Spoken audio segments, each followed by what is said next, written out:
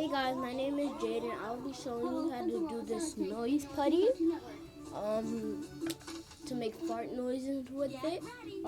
So the first step is you stretch it out a little, not too hard, a little, and then just slap it a little, and now you just put it in this bin very carefully. Now your Happy Meal can shift into fun with the DC Superheroes Hot Wheels cars and the goodness of a fresh Judy and milk, only at McDonald's. Then you make a fart noise. Watch this.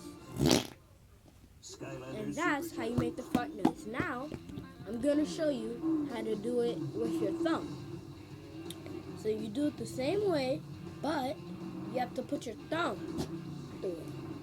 You have to put your thumb through it. Now watch this. Hold on. Ready? Steady. Here we go.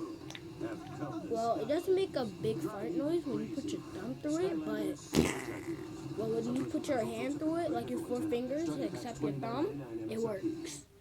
So, please subscribe on my videos. As you can see, I have a wavy video, a best friend video, and a down in the DM video. So please subscribe on all 4 of these videos, please. Thank you.